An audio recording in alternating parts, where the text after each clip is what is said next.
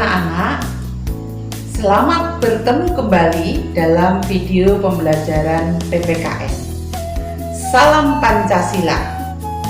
Masih tetap semangat? Ya, walaupun saat sekarang masih dalam suasana pandemi, tetapi kita harus tetap semangat, tetap menjaga protokol kesehatan, menjaga jarak, memakai masker, dan jangan lupa mencuci tangan. Anak-anak, Ibu berharap situasi ini kalian tetap semangat untuk meraih masa depan.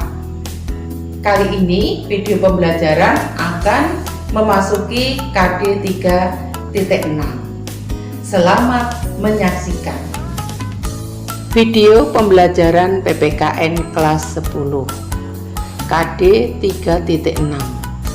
Ancaman di bidang Ipolexosbud Hankam.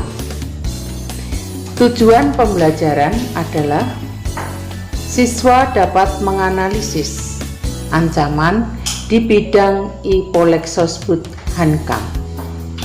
Dalam hal ini akan dibagi menjadi 5 bidang. Yang pertama, ancaman di bidang ideologi. Negara kita sudah mempunyai ideologi Pancasila. Namun, dalam pergaulan hidup berbangsa dan bernegara di dunia internasional, terdapat ancaman ideologi yaitu paham komunisme dan Zionisme serta paham liberalisme. 2. Ancaman di bidang politik. Ancaman di bidang politik dibedakan menjadi 2 sumber, yaitu yang bersumber dari luar negeri berupa intimidasi, provokasi, dan blokade politik dari negara lain. Sedangkan yang bersumber dari dalam negeri adalah: pertama, pengerahan massa untuk menumbangkan pemerintahan yang berkuasa. 2. Penggalangan kekuatan politik untuk melemahkan kekuasaan pemerintah. Dan 3. Separatisme atau pemisahan kekuasaan dari pemerintah yang sah. Sebagai contoh, peristiwa sejarah yang terjadi di Indonesia adalah adanya GAM, Gerakan Aceh Merdeka, dan OPM di Papua. 3. Ancaman di bidang ekonomi, yaitu: pertama, semakin terdesaknya barang-barang lokal, terutama yang tradisional, karena kalah saing dengan barang-barang dari luar negeri. 2. Mudahnya orang asing menanamkan modalnya di Indonesia, sehingga negara kita akan dijajah secara ekonomi oleh negara investor asing. 3. Persaingan bebas. Dampak dari persaingan bebas adalah munculnya kesenjangan sosial yang tajam antara yang kaya dengan yang miskin. 4.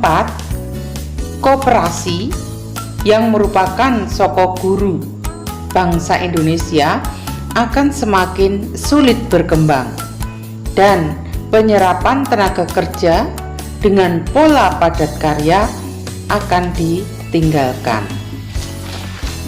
Kelima, pendapatan nasional akan semakin lambat pertumbuhannya, yang akan berdampak pada masalah pengangguran semakin buruk.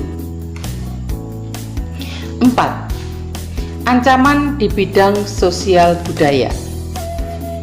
Ancaman di bidang sosial budaya meliputi: 1. Munculnya gaya hidup konsumtif atau konsumerisme, di mana masyarakat membelanjakan uang bukan karena kebutuhan, tapi lebih karena keinginan.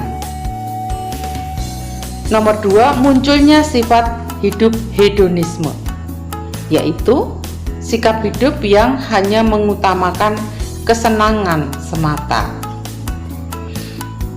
3, munculnya sikap individualisme, yaitu sikap yang hanya mementingkan dirinya sendiri tanpa mempedulikan kepentingan orang lain. Nah, ini akan lebih parah lagi kalau sikap ini berkembang menjadi oportunisme. 4, munculnya gejala westernisasi, yaitu gaya hidup kebarat-baratan tanpa seleksi, mengacu pada gaya hidup barat yang negatif. Yang keenam, memudarnya semangat gotong royong. Untuk saat-saat sekarang ini, dengan kebutuhan hidup manusia yang semakin kompleks, semangat gotong royong juga sudah mulai mengalami penurunan atau memudar.